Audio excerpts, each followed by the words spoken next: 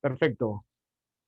¿Cómo están? Buenas tardes a todos, a toda la comunidad de CAMES que nos están viendo ahorita por el Facebook o por el Zoom. Buenas tardes a todos, estamos esperando que se conecten un poquito más.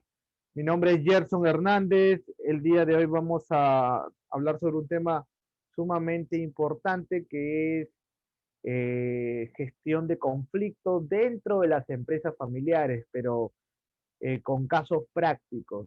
Bien, vamos a esperar que se vayan conectando ahorita a la sesión.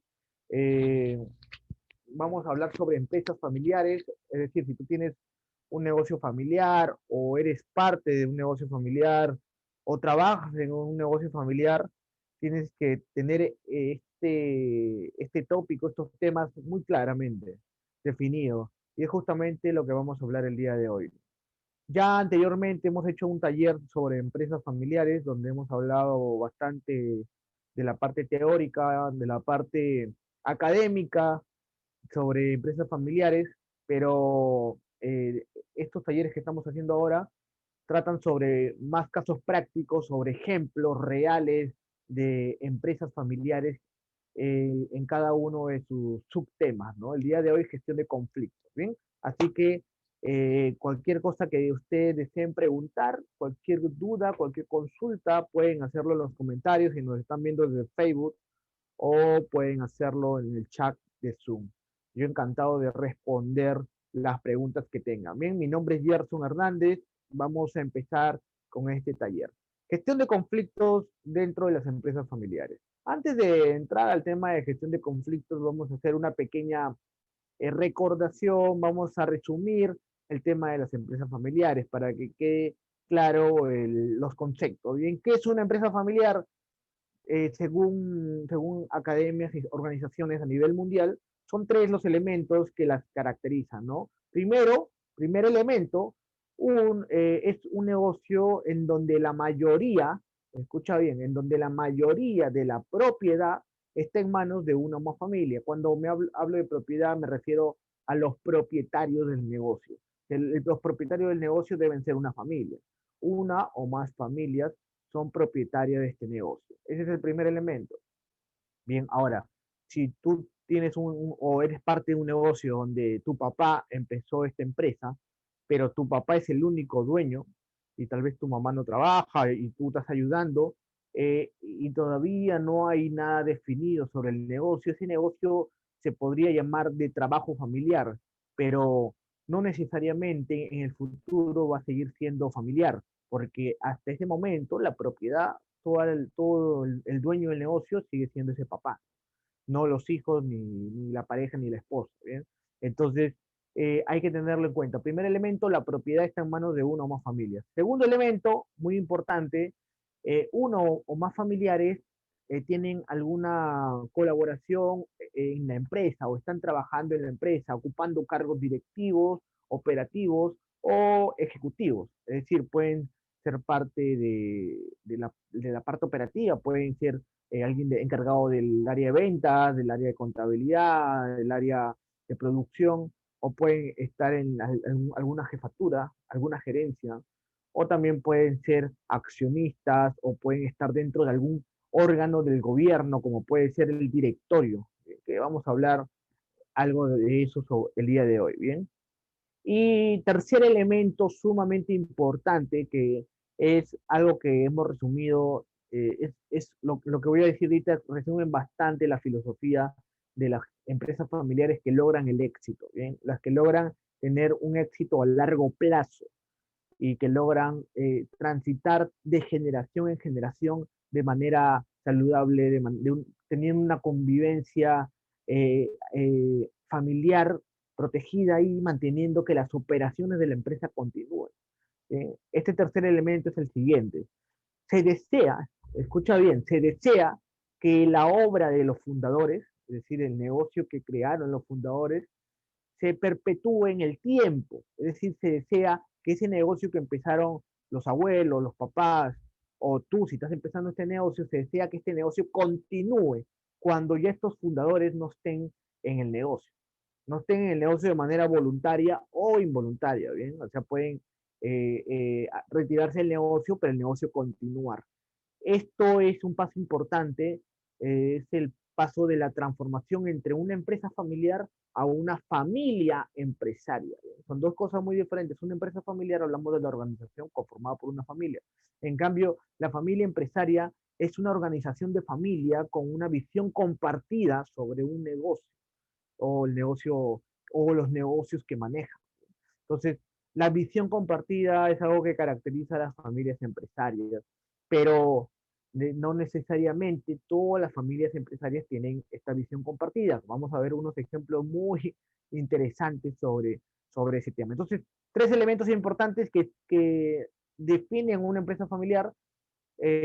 Uno o más familias tienen la propiedad del negocio. Dos, uno o más familiares trabajan en la empresa. Y tres, se desea que el negocio familiar se continúe en el tiempo, se perpetúe en el tiempo, la obra, los sueños de los fundadores. Bien, con este marco vamos a tener ya un poco más de base para continuar con este tema, ya que gestión de conflictos, estamos hablando de una parte media avanzada sobre el tema de empresas familiares, porque generalmente dentro de los talleres de empresas familiares se habla sobre las fortalezas, las debilidades, la profesionalización de las empresas familiares. El tema de conflictos es un tema muy delicado porque conlleva tópicos emocionales, tópicos en donde se mezclan tanto emociones de la familia como emociones dentro de la empresa. Y si ya por sí solo un negocio, gestionar un negocio es complejo. Que por sí solo tener un negocio, mantenerlo y hacerlo crecer es complejo, es complicado. A eso agregarle el elemento familia lo hace doblemente complicado. Por eso hay una estadística que menciona que si bien el 90% de empresas en el Perú, escucha bien, en el Perú son de propiedad familiar, muchas de estas, hablo de casi el 80% de estas empresas, no logra llegar a la segunda generación, no logra hacer la transición generacional, como le decimos, es decir, pasar la posta de la primera a la segunda generación, ¿sí? De los padres a los hijos. Y solo un 5% logra la transición generacional a la tercera generación, es decir, a los nietos. Son muy pocas las empresas familiares que logran sobrevivir durante tantos años hasta llegar a las manos de la tercera generación. ¿Bien? Ahora, ¿por qué? Esa es la gran pregunta. ¿Por qué las empresas familiares, si son las que más abundan, son la organización más común dentro de las empresas en general? ¿Por qué no todas llegan a continuar en el tiempo? Y es ahí justamente donde entra este tema, gestión de conflictos, ¿bien? Vamos a compartir diferentes estrategias y también elementos que promueven estos conflictos y también cómo podemos resolverlos. Pero para ello vamos a hablar sobre un caso real, ¿bien? Antes de eso, te quiero compartir cuáles son las causas de fracaso de las empresas familiares. ¿Por qué fracasan? Fracasan porque el mercado, es decir, el sector donde se encuentra termina fracasando, fracasan por un mal producto, fracasan por una mala estrategia, fracasan porque no tienen un equipo de marketing, porque no tienen una contabilidad interna. ¿Por qué fracasan las empresas familiares?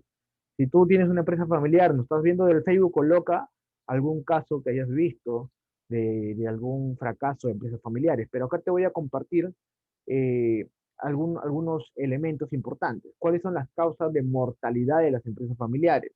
Escucha bien, el 10%, o sea, uno de cada 10 empresas familiares fracasa por la falta de un sucesor competente. Cuando me refiero a sucesor competente, me refiero al líder que va a suceder, el líder que va a tomar la posta de la siguiente generación. El 10% fracasa por la falta de un sucesor competente. Es decir, en la familia y sobre todo en los hijos, no hay un hijo que tenga las capacidades, las actitudes, la experiencia, las habilidades, etcétera, para ser ese futuro líder que se busca en la empresa. Pero solo uno de cada 10 pasa por esto, solo uno de cada 10. ¿Qué más? 10% fracasan por falta de capital, por dinero. Si bien el tema financiero, el acceso a crédito y también obtener préstamos para capital de trabajo es importante en todos los negocios porque se requiere de tal vez crear nuevos productos o viene una temporada o viene campaña y se requiere dinero, pero solo uno de cada 10 empresas fracasa, empresas familiares fracasa por este aspecto. Uno de cada 10 empresas, ¿bien? Y ahí viene el otro punto que ya hemos hablado. 20% de estas empresas familiares fracasa por dificultades del negocio. Y ahí ya tiene que ver lo que hemos hablado sobre el mercado, sobre la competencia, sobre los clientes, sobre los productos, sobre el equipo organizacional. El 20% de las empresas familiares, hablamos de 2 de cada 10 empresas familiares, fracasan por este tema. Obviamente es un número mayor que la falta de un sucesor competente y la falta de capital, pero no es tampoco un número muy importante que digamos. Entonces, ¿cuál es el verdadero motivo del fracaso de las empresas familiares? Y ahí viene el siguiente, mira, más de la mitad, hablo del 60% de casos de fracaso de empresas familiares, se debe a conflictos internos, conflictos familiares. La empresa familiar termina fracasando por la familia. La familia es muchas veces el motivo de fracaso de estos negocios familiares. Y no hablo de la familia en el sentido positivo, sino en el sentido conflictivo, ¿bien? En donde una serie de desacuerdos, problemas, peleas, que incluso llegan a tribunales, incluso llegan a daño personal y daño moral, etcétera, como hay casos de empresas familiares que también estos conflictos los han ayudado a ser mejores. Los conflictos, como vamos a ver en esta charla, no son sinónimo de fracaso, ¿bien? Pero sí podemos decir que si no se gestiona el conflicto, puede terminar fracasando la empresa. El problema no es tener conflictos, el problema es no saber gestionarlos. Y tú como líder de tu empresa familiar, futuro líder o parte de tu negocio familiar, este es importante que lo sepas, ¿bien? Entonces, conflictos familiares son el fracaso de 6 de cada 10 empresas familiares. Impresionante, ¿verdad? Es que, y créeme, esto no solo sucede aquí en el Perú, ¿bien? Esto es una estadística global. Global. Sucede tanto en Chile como en Colombia, como en México, como en España, como en Europa, ¿bien? O sea, en cualquier país de Europa. Entonces, esto es una estadística global. A las empresas familiares les sucede eso. Ahora, hemos aprendido, nosotros los especialistas de empresas familiares, hemos aprendido ciertas prácticas que hacen que los negocios familiares aumenten su tiempo de vida, aumenten su forma de traspasar el tiempo y lograr la sucesión generacional. ¿Cómo? Hemos visto prácticas de empresas que logran esa sucesión y logran no sobrevivir 10 años, sino logran sobrevivir 30 años, 50 años, 100 años, 200 años a más. ¿Qué hacen estas empresas familiares para lograr llegar a la tercera, la cuarta, la quinta generación hacia adelante? Ya cuando hablamos de una empresa que logra la transición generacional a partir de la quinta generación hacia adelante, hablamos de algo que se denomina dinastía empresarial. Ya hablamos de una dinastía, hablamos de todo una rama generacional muy, muy amplia. Bien, pero ¿qué hacen estas empresas? Lo que hacen es gestionar el conflicto. Pero no te equivoques, hasta las empresas familiares grandes, es decir, las que tienen un tamaño enorme, o sea, hablo de empresas medianas, grandes, y no solo eso, sino que también ya tienen diferentes generaciones en su historia, es decir, están en la segunda, en la tercera, en la cuarta generación, también tienen conflictos. Todas las empresas familiares, dentro de ellas existe el conflicto, no hay ninguna que no lo tenga. La diferencia entre la que va a lograr sobrevivir y la que logra, o mejor dicho, la que se queda, es simplemente la gestión efectiva de estos conflictos. Bien, vamos a continuar. Ahora, antes de llegar a la parte práctica, que es lo que todos queremos ver, Rápidamente quiero mostrarte algo que ya hemos repetido en los anteriores talleres, pero es importante para poder entender cómo es la complejidad de la dinámica de la empresa familiar. La dinámica me refiero a cómo se comporta, cómo es el comportamiento de una empresa familiar desde adentro. Y es que en una empresa familiar encontramos tres sistemas, tres cerebros, tres formas de pensar diferentes. Una forma es la parte empresarial, el sistema de la empresa. Luego está el sistema de la familia y el sistema de la propiedad. Cada sistema tiene una forma de pensar diferente. Ya hemos hablado que la familia piensa en afecto, ¿verdad? Piensa en unión. La empresa piensa en resultados, piensa en objetivos. Y la propiedad piensa en el capital, en la inversión, en la repartición del dinero. Entonces, cada uno de estos cerebros tiene objetivos, intereses diferentes. Y es por ello que en cada uno de estos sistemas se pueden generar diferentes conflictos, diferentes problemas en cada uno de estos sistemas, tanto en la parte de la empresa, tanto en la parte de la familia y en la parte de la propiedad. Te voy a dar unos ejemplos de algunos conflictos que pueden aparecer muy comúnmente en las empresas familiares en cada uno de estos sistemas. Por ejemplo, en la familia puede existir conflictos entre padres e hijos, conflictos entre los hermanos, conflictos con familiares políticos, es decir, con el cuñado, con el yerno, con la nuera, etcétera, etcétera. Y conflictos por el género, entre otros. Conflictos por el género me refiero al poder de los primogénitos o el siguiente líder tiene que ser hombre solo por ser hombre y las mujeres no. O sea, ciertas costumbres, ciertas tradiciones que tienen algunos empresarios y eso genera conflictos también. Hoy por hoy decir que solo el hombre puede liderar una empresa es algo totalmente errado. Tanto hombres como mujeres tienen las capacidades para hacerlo, pero en algunas empresas familiares esto genera conflictos. O también los conflictos dentro de las empresas, dentro del sistema empresa. Los conflictos con los colaboradores, con los trabajadores también existen. Los conflictos entre departamentos, el conflicto entre el departamento de marketing con el departamento de finanzas, con el departamento de producción, el departamento de marketing que quiere hacer nuevas estrategias, quiere invertir en nueva publicidad, quiere hacer nuevas promociones, y el departamento de finanzas que le dice, no, aguanta, aguanta, estás gastando demasiado, ya pasaste tu presupuesto, ya no puedes hacer más. Entonces, esos conflictos suceden dentro de una empresa. Los conflictos impuestos por familiares. Ese familiar que no tiene nada que ver con la empresa y que entra a la empresa y pone sus reglas o se basa en su naturaleza familiar para imponer ciertas órdenes a los colaboradores sin ser jefe, sin ser gerente, sin tener algún puesto en el negocio y conflicto de interés. Y también están los conflictos en la propiedad sobre dos cosas importantes que ustedes deben saber. Sí, sobre la inversión y la repartición, la reinversión. La propiedad se refiere a los beneficios, al patrimonio. Todas las empresas generan utilidades si son bien gestionadas, ¿verdad? O sea, si son mal gestionadas, posiblemente no genere utilidades, termine fracasando. Pero si son bien gestionadas, se entiende que van a tener utilidades posiblemente. Estas utilidades se pueden volver dividendos si es que se reparten entre los socios o los socios pueden decidir reinvertir las utilidades.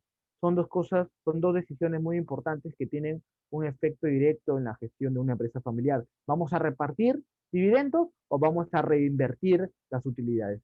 ¿Qué hacemos? Obviamente hay ciertas caminos, ciertos pensamientos. Los familiares que trabajan en la empresa, es decir, que son familias que también tienen algún puesto en la empresa, es decir, cobran un sueldo, ellos van posiblemente a optar por la reinversión, porque si se reinvierte, el negocio crece, ellos también pueden, sus expectativas económicas también pueden crecer. En cambio, los familiares que no trabajan en la empresa, pero que son propietarios, tienen acciones, ellos van a querer que se reparta el dinero porque ellos no cobran un sueldo, ellos no están en planilla, no cobran un dinero porque no tienen un puesto en la empresa, pero sí tienen acciones, por derecho les correspondería tener dividendos de las utilidades. Pero ahí vienen los conflictos entre sistemas. Ya no hablamos solo de conflictos dentro del sistema, sino entre los sistemas. El familiar que trabaja en la empresa va a criticar al familiar que no trabaja diciéndole que quiere cobrar sin él haber trabajado. y comienza ya los conflictos normales, ¿bien? Entonces, como pueden ver, los conflictos existen. Ahora vamos a entrar con el caso práctico para empezar con esta charla. Vamos a hablar de una empresa muy interesante para mí porque nos habla sobre cómo ha evolucionado unas pequeñas decisiones y se han convertido en un conflicto mayor, en un gran conflicto. Y lo interesante es que es un conflicto actual. O sea, es una empresa que tiene años, años en el mercado. No es una empresa peruana, es una empresa española, pero tiene años en el mercado, más de 125 años en el mercado. Y lo interesante es que el conflicto sigue hasta el día de hoy, hasta el día de hoy. Obviamente no toda su vida ha tenido conflictos, no, no toda la historia de esta empresa ha tenido un conflicto, pero sí los últimos años ha empezado este conflicto. Y vamos a conocerlo, ¿bien? Para que ustedes lo vean. Vamos a hablar de Galletas Gulón. Galletas Gulón es una empresa española, ¿bien? Vamos a conocerlo, ¿bien? Pero antes de esto, rápidamente, para que ustedes sepan qué es conflicto, es un proceso, el conflicto es un proceso, o sea, antes de proceso, el conflicto es una pelea, no, es un proceso que incluye percepciones, emociones, conductas y resultados, ¿bien? Entre las partes que se intervienen, en donde una parte siente que la otra está frustrando algo relevante, entonces eso es un conflicto. Vamos a empezar. Caso Bulón. Galletas Bulón es una empresa española que nació hace más de 125 años, ¿bien? Pero algunos datos rápidos para poder tener como que un marco para poder analizar a la empresa y sepan de qué estamos hablando, es que esta empresa en el año 2019 ha facturado 387 millones de euros. 387 millones, estamos hablando casi 400 millones de euros, casi 400 millones de euros, y en sol estaríamos hablando de cuánto, más de 1.600 millones de soles, en soles peruanos, ¿eh? Hablamos de una empresa que tiene una facturación muy importante, muy importante. Ahora, a veces me pueden usted ver y decir, pero esta es una empresa grande. Totalmente cierto, pero en algún momento fue una pequeña empresa, en algún momento fue un negocio pequeño. ¿Sí? Si tú te ves ahorita como ese negocio pequeño y crees que nunca vas a poder lograr ser grande, no, no vas a llegar. Tienes que conocer qué ha pasado. Esta empresa ha pasado por muchas cosas y por eso vamos a conocerlo. Bien, la producción actual es que ellos producen 80 millones de galletas al día, al día. Es una producción enorme, enorme. ¿Sí? Asimismo, han tenido desde el año 2016 al año actual un crecimiento del 20% de las ventas. Ha tenido un crecimiento sumamente importante en sus ventas. Por otro lado, algo que caracteriza a esta empresa es que, aparte de sus productos, ellos tienen una vocación, una filosofía por invertir en I+D, en investigación y desarrollo. Es decir, ellos invierten el 2% de su facturación. O sea, saca el 2% de 387 millones de euros, que saldrán casi 7 millones de euros, y esto lo invierten en investigación y desarrollo de nuevos productos. Esto es parte de su filosofía empresarial. Ellos lo han hecho desde siempre han invertido en investigación y desarrollo de nuevos productos, de mejoras de procesos, de mejoras de maquinarias, de mejoras de plantas, etcétera. Es parte de su filosofía empresarial. Ellos ya tienen marcado esto y saben que el 2% de todo lo que facturan se reinvierte en este tipo de operaciones. ¿Bien? Asimismo, ellos tienen una participación muy importante en Europa y también están en Estados Unidos y en Reino Unido, pero ellos tienen el 35% del mercado de galletas saludables. O sea, estamos hablando que si hablamos en España, 4 de cada 10 españoles consumen esta galleta de manera natural, están predispuestos a consumirla de manera natural. Es parte de su historia de ellos, ¿bien? Es como decir en Perú la Inca Kola, es algo así. ¿Bien? Asimismo, no solo tienen operaciones en España, tienen ya una operación internacional, ellos exportan. y es por eso que, casi el 35% de los 37, de los 387 millones de euros que facturan, el 35% es facturación internacional, es lo que realizan eh, generando en otros países, en otros mercados. Ellos exportan sobre todo. Y actualmente tienen una planilla de 1.600 colaboradores. Algo interesante que ellos hicieron durante esta pandemia, eh, vieron que la mejor forma de reactivar la economía es generando más puestos de trabajo. Así que decidieron contratar más ingenieros, más técnicos, más colaboradores durante esta pandemia. Ellos han decidido contratar a más colaboradores. Eso ha hecho que vean su predisposición a apoyar a su ciudad, a su país, etcétera. Y también, y también acaban de hacer una gran donación, la donación más grande que ellos han hecho en toda su historia, casi 30 toneladas de productos de lo que ellos hacen para diferentes ONGs.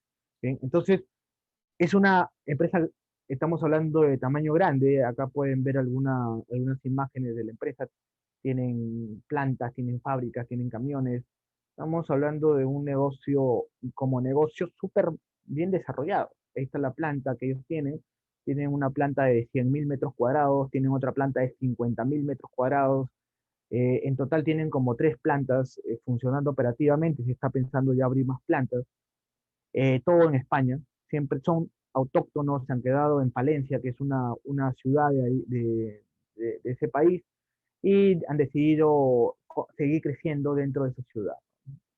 Tiene presencia en una pequeña ciudad que les he mencionado, que solo tiene, o sea, de habitantes, solo tienen 7.000 habitantes. Solo hay 7.000 habitantes dentro de esa ciudad.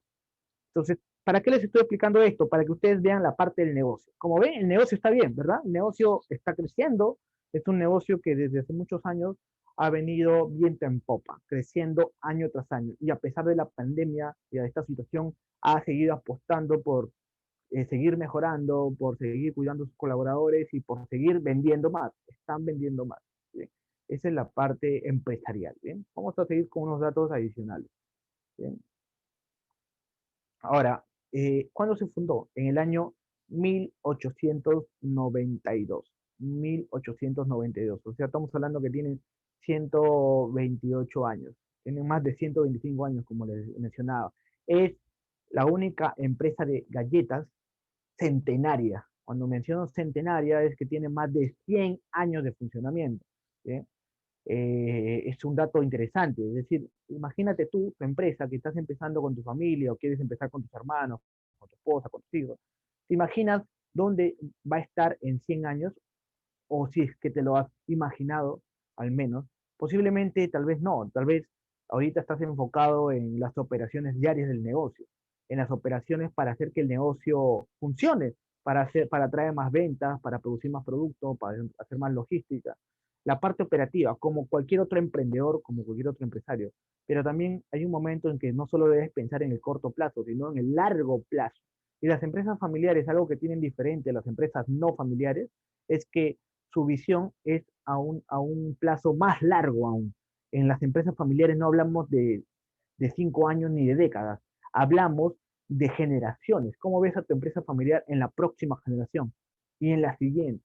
Entonces, esto es algo interesante porque yo apuesto que el fundador de esta empresa en un momento también se imaginó o se pensó que quería hacer algo como esto. ¿Bien? ¿Quién fue el fundador? José Bulón Barrios. Él una persona que se dedicaba a la repostería y decidió crear algún producto de galletas. El producto inicial fue galletas con trigo que eran importadas de ahí y con algunos elementos autóctonos de su ciudad y comenzaron a hacer este tipo de productos en ese año. Y poco a poco fueron creciendo. Ellos no se convirtieron en la empresa que son hoy en 5 años, ni en 10 años. Hasta los años 50, ellos estuvieron en un proceso de crecimiento, hasta los años 50. En los años 50 se puede mencionar que ellos ya empezaron a crecer de manera más agigantada, con pasos más grandes. ¿Bien? El inicio de desarrollo de productos fue en los años 50. Hablo de que en ese momento empezaron a diversificar la línea de productos. Ya no solo hacían el producto bandera, el producto original, sino comenzaron a crear nuevos productos que les ayude a conquistar nuevos clientes y también a traer novedades para los clientes actuales. A- Ellos en la actualidad tienen más de 22 tipos de galletas diferentes y tienen toda una línea saludable, galletas saludables, galletas para veganos, galletas para personas que son diabéticas, para personas celíacas, para personas que no pueden adquirir nada de glucosa, etcétera, ni gluten. Ellos tienen toda una línea especializada en eso. Asimismo, se puede decir que son pioneros como la primera empresa en fabricar galletas integrales en el año 1979 en España. Ellos decidieron hacer eso en ese momento. ¿Bien? Y por otro lado, la gestión actual es la cuarta generación. La cuarta generación. La cuarta generación, ¿qué son? Son los bisnietos, ¿verdad? Son los bisnietos, no son los nietos. Los nietos son la tercera generación. La cuarta generación son los bisnietos. Ahora, ya estamos hablando un poquito más del negocio en la parte empresa familiar. Vamos a ir un poquito más a fondo, ¿bien? Vamos a conocer un poquito más a fondo. Seguimos con el caso Bulón. Acá hay algunas fotos, algunas imágenes sobre cómo fue su evolución. Esos eran los transportes donde ellos llevaban los productos. Primero la empresa pasó de tener 10 trabajadores, 20 trabajadores, 50 trabajadores, 180 trabajadores, y al día de hoy que ya tienen 1.600 trabajadores en general. ¿Bien? Estas son algunas fotos de sus primeras fábricas cuando ellos empezaron a crecer poco a poco, a reinvertir. ¿Bien? Ahora ya entramos un poquito a la parte familiar. Esto es muy importante que tú veas, ¿bien? Porque te vas a encontrar que en la parte de la empresa el negocio está hacia arriba, pero posiblemente la parte familiar esté igual, esté en viento en popa, esté siendo muy positivo. Vamos a verlo. ¿Bien? Ocurre algo muy interesante o muy impactante, muy relevante para la tercera generación, no la cuarta, no la actual, no la tercera generación. Muere el señor José Manuel Bulón. En 1979, él fallece por un accidente de tránsito, fallece y se queda la esposa, la señora María, y sus hijos pequeños, son 4 hijos, 3 hombres y una mujer. Se quedan, se quedan prácticamente, o sea, en viuda la señora y los hijos aún pequeños, todavía no aptos para manejar el negocio. Entonces, en ese momento hubo una gran discordia, hubo un gran desequilibrio, no se sabía cuál iba a ser el futuro del negocio. La señora María se había dedicado, María Teresa, se había dedicado hasta ese momento a labores de ama de casa. Hasta ese momento solo había sido una ama de casa abocada a temas del hogar, a temas de sus hijos nada más. Entonces, había mucho desequilibrio, habían también por ahí noticias, opiniones que podría ser que la empresa se venda a grupos, a multinacionales. Entonces, había cierta incertidumbre. Pero un día la señora María Teresa se decide levantar de su silla y decide hacer o decide continuar el negocio ella. Decide ella continuar el negocio, pero manteniendo la filosofía de su esposo, de José Manuel Bulón. ¿Cuál era la filosofía de su esposo? Invertir siempre en donde ellos están y no dar dividendos, no dar dividendos. Eso era algo propio de la familia de ellos, no dar dividendos, sino reinvertir las utilidades. ¿Por qué? Porque así ellos evitaban tener que ir a pedir préstamos para crecer. Evitaban pedir préstamos porque con sus mismas utilidades ellos financiaban su crecimiento. Y con esa filosofía, la señora María Teresa empieza a gestionar el negocio. Se mete de lleno, al 100%. Ella, una persona que es cercana a la vida saludable, a la alimentación saludable, ella es la que decide meter los nuevos productos que tienen que ver con la línea saludable, la línea que es para personas diabéticas, para personas celíacas, para personas que son alérgicas al gluten, etc. Ella es la que decide implementar esto, las galletas integrales. Ella es la que decide crear estos nuevos productos y decide continuar con la filosofía de en ese momento que era el líder de la tercera generación, José Manuel Bulón. Bien, en ese momento María Teresa Rodríguez asume la gestión con un 55.29%. de las acciones de la empresa, 55.29%. Y los hijos, cada uno recibe el 3.86%. 3.86%. ¿Bien? Eso fue cuando falleció el esposo, el papá de estos hijos. ¿Bien? Recuerden, son 3 hijos, hombres y una mujer. ¿Bien? En ese momento ella decide hacer un movimiento empresarial sumamente recomendado desde un punto de vista técnico, profesional. Ella decide contratar a un director externo, a un director, o sea, fuera de la familia, que en ese momento, luego de haberse ganado la confianza, se volvió director general de la empresa. Se contrató al señor Juan Martínez Gabaldón como director general de la empresa. Este señor agarra la rienda del negocio, se muda a ese lugar y empieza a enfocarse al 100% de la empresa. Igual que con la señora María Teresa Rodríguez. Enfocan en el negocio al 100%. ¿Bien? ¿Qué más pasó? La política de dividendos se mantuvo. Se mantuvo la política de dividendos. Se iba a reinvertir los beneficios. No se iban a repartir los beneficios, sino reinvertir. Pero no solo estaban los hijos de ella en el negocio, también estaban los hermanos del difunto esposo. 2 hermanos más también estaban dentro de la empresa que tenían una participación, los hijos y ella, ¿bien? Y se continuó con esta política de dividendos, ¿bien? Ahora, hay una serie de momentos que caracterizan los conflictos que ocurren en esta empresa familiar. Se puede, de manera externa, si uno lo ve, si uno lo revisa, si uno lo analiza, y como otros analistas también lo comentan, comienza los problemas no con el tema de la empresa, no con el tema de la empresa, ya que la empresa, como lo hemos visto hace un momento, ha continuado creciendo poco a poco y hasta lograr lo que es el día de hoy, sino con un movimiento empresarial muy particular que hizo la señora Teresa, que fue la contratación de este director general Juan Martínez Gabaldón. No solo era su director general, también se volvió su mano derecha y se ganó su confianza. ¿Bien? Entonces hay una serie de momentos dentro de esta empresa familiar. ¿Bien? Lo que sucede es que los hijos se dieron cuenta que la mayoría de decisiones, la mayoría del poder, lo tenía el señor Juan Martínez Gabaldón, que prácticamente la señora María Teresa aceptaba todo lo que le decía este director general. Y los hijos no tenían ni voz ni voto, ni voz ni voto. ¿Eh? O sea, prácticamente sus opiniones no eran escuchadas. Y se menciona, porque esto llegó a los tribunales, se menciona de que había información oculta. La gestión no era transparente. Bien, entonces hay varios momentos.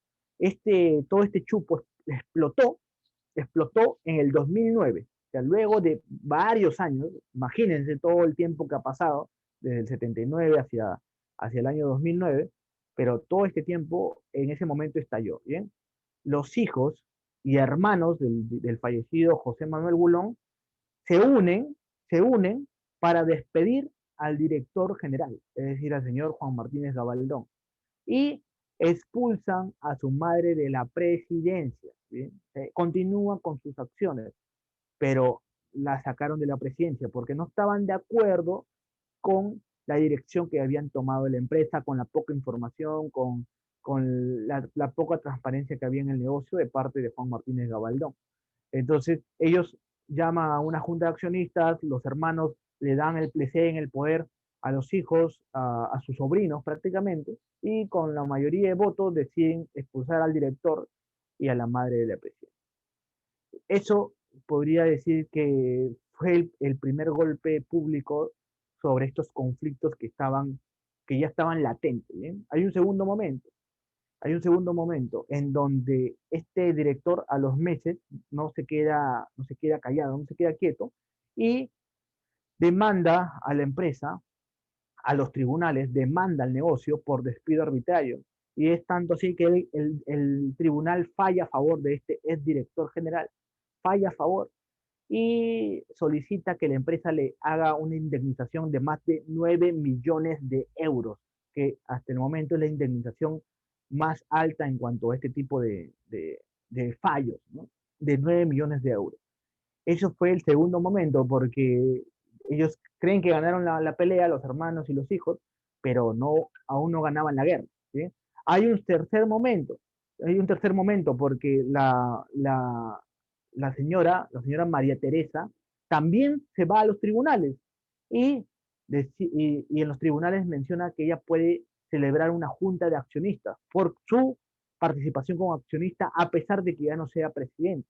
Y el tribunal le da también le dice que es correcto, que ella puede hacerlo. Entonces también ella se reincorpora, la mamá se reincorpora a través de los tribunales y deciden hacer un tercer momento, que fue en el año 2010, un momento muy interesante que queda en la historia empresarial que se llama la Junta del Mercedes, en donde la señora llama a Junta de Accionistas nuevamente y ella quiere entrar a la empresa y los hijos le cierran la puerta en la cara, no la dejan ingresar al negocio para que no se celebre la junta de accionistas que ella había convocado a través de los tribunales, y es que entonces ella llama a una notaria pública de la zona, se junta con el director general y se junta con la hermana, escuchen bien esto, la hermana, ¿te acuerdan que eran 4 hermanos, 3 hombres y una mujer? La hermana que prácticamente siempre estuvo al lado de su mamá, se juntan la hermana, el director general y la notaria y celebran una junta dentro de un auto Mercedes donde, escucha bien, María Teresa con calidad de la accionista mayoritaria, porque ella tiene más del 50% de las acciones, elimina el consejo. Cuando me refiero al consejo, me refiero al directorio. ¿No? Ellos al directorio lo mencionan consejo en Europa. Consejo de administración lo llaman así en Europa. Acá le decimos directorio. ¿Sí? Y restituye el director general. Es decir, elimina el directorio donde estaban sus hijos y los hermanos de su esposo, lo elimina, lo sacan del juego y restituye al director general que habían votado sus hijos. Entonces, el momento estaba más candente que nunca. Es ahí que en ese momento los hermanos deciden demandar nuevamente al director general por ocultación de información, entre otras cuestiones, ya que ellos no sabían, los hijos no sabían, no habían tenido la información de que el director general, el señor Juan Martínez Gabaldón, ya no solo era el director general, sino también que tenía acciones, había adquirido acciones de la empresa y llegó a tener hasta el 20% de las acciones de la empresa. 20%, es decir, mucho más que lo que tienen los hijos. Entonces, y entre otras gestiones cuestionables, como que esta empresa había adquirido terrenos que eran de este señor, de Juan Martínez Gabaldón, y que los hijos no sabían nada, y que los hijos no sabían nada. Entonces, la empresa había adquirido terrenos de este mismo director general, el cual había generado unos beneficios importantes. ¿Eh? Hay un cuarto momento, todavía no se queda ahí, después de una serie de negociaciones, conversaciones y disputas, en el año 2014 se acuerda, llega a un acuerdo en donde los hijos retiran la demanda al director general a cambio de acceder nuevamente al consejo, es decir, que se cree nuevamente el directorio y así ocupar cargos directivos, ¿bien? Ocupen un cargo en el consejo, en el directorio de la empresa y así puedan tener un poder de decisión. Entonces deciden hacerlo y se hace. En el 2014 llega esto, pero hay un quinto momento. En el año 2019, el año pasado, María Teresa nombra como sucesora a Lourdes Gulón Rodríguez. ¿Quién es? La hermana. ¿Recuerdan? Por eso le decía, eh, acuérdense bien de esta cantidad de hermanos. La hermana se vuelve la nueva presidenta de la compañía y eh, eh, al señor Gabaldón, al señor Martínez Gabaldón, lo nombra consejero delegado. Es decir, era director general, se volvió consejero delegado y aparte también es accionista. Y este señor Juan Martínez Gabaldón expulsa a los hijos del consejo.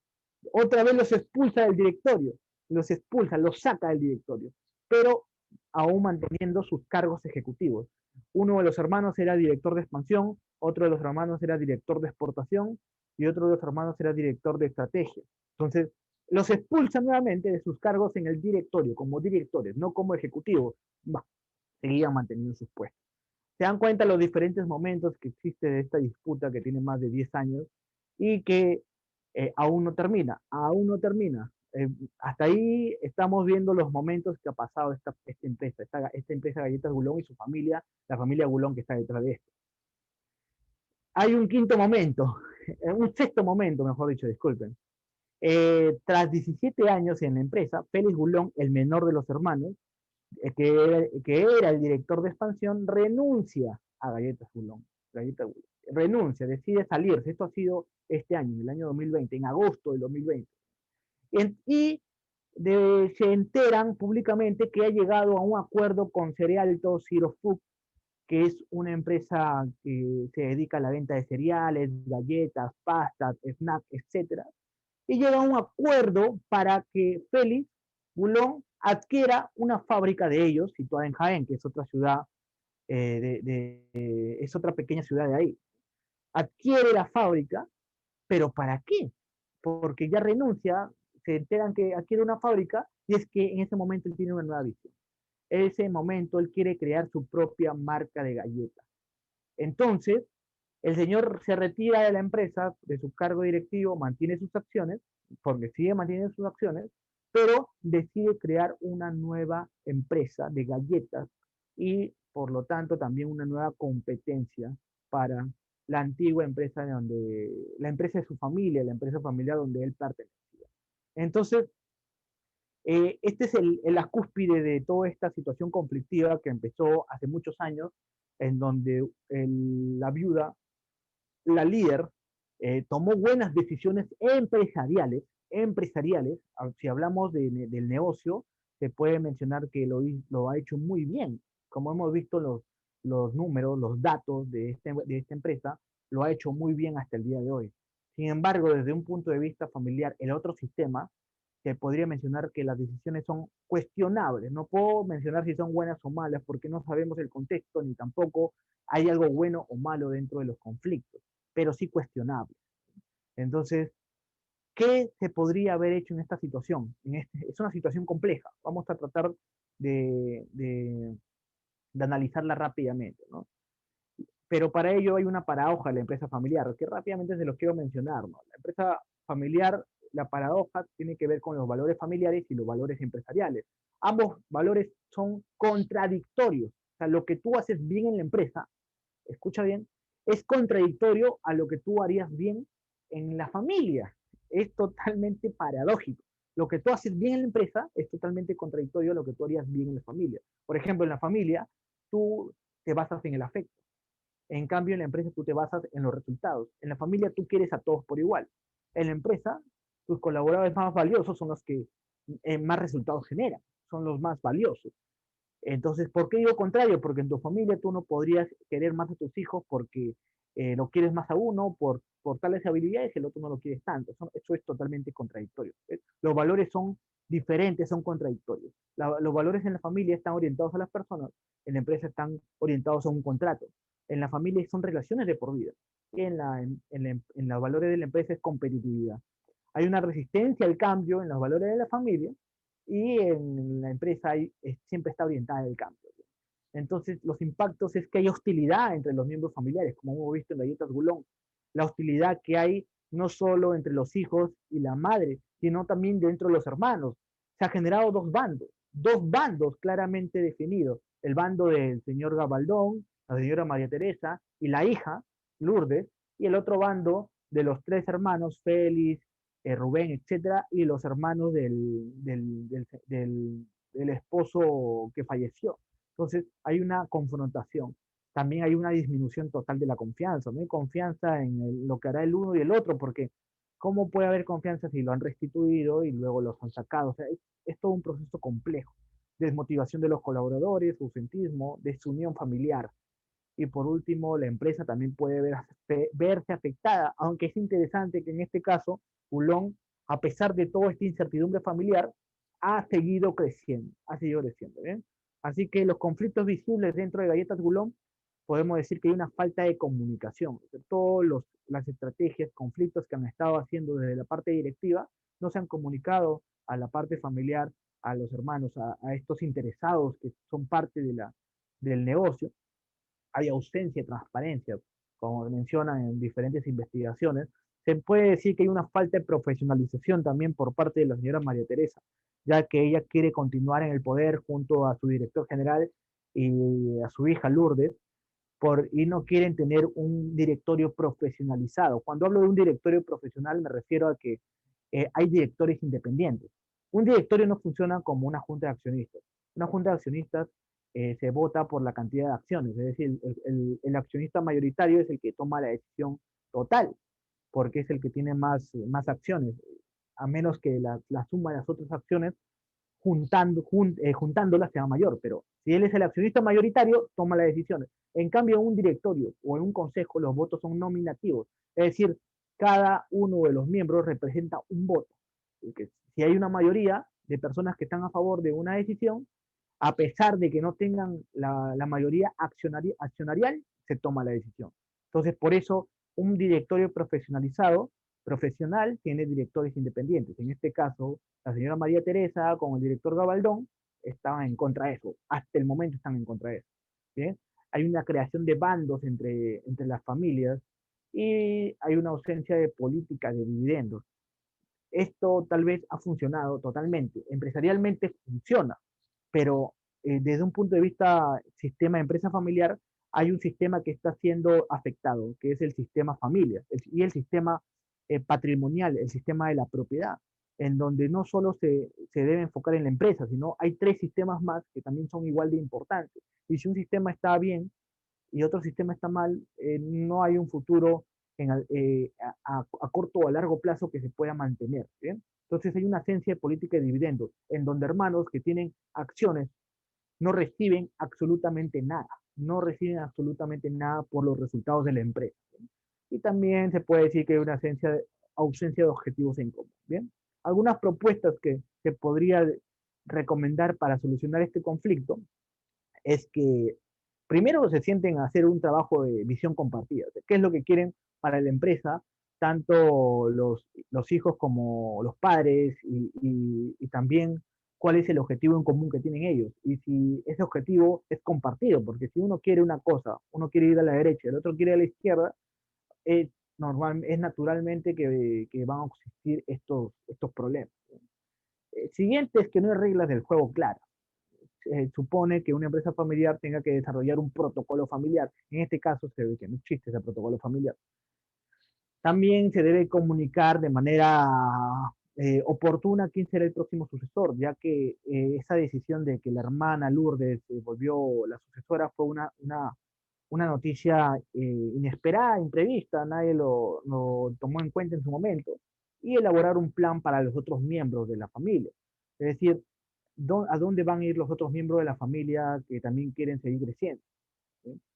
Y por último, desarrollar una política de dividendos, así como hay una política de reinversión de los beneficios, debe haber una política de dividendos, ya que los accionistas que no trabajan en la empresa son parte de la empresa, pero desde el sistema de propiedad, y están en su derecho a recibir dividendos. ¿Sí? Entonces, estas serían algunas propuestas que podríamos sacar de toda esta situación conflictiva que hemos visto de casos Bulón. ¿Bien? Hasta este momento hemos tratado de hablar sobre conflictos dentro de las empresas familiares, cómo resolver el conflicto. Para ello, tengo este cuadrito, gestión de conflictos, que es el modelo Thomas Kilmann, que habla sobre las variables determinación y las variables cooperación. Dentro de estas variables hablamos de competencia, es decir, es un ganar-perder. Cuando tú estás totalmente determinado a obtener un beneficio sin importar la otra parte. Hablamos de competencia. Tú ganas y alguien pierde. La competencia es así. En la competencia siempre hay un perdedor. Cuando tu determinación, o sea, lo que te importa a ti, es menos importante y también te importa poco lo que la otra parte gane, es un momento de evasión, es decir, tú pierdes y la otra pierde, no pasa nada. Un momento en donde tal vez tu determinación, lo que te importa a ti no es tan grande y te importa más lo que la otra parte va a ganar, eso se llama cesión, es decir, tú perder para la otra parte ganar.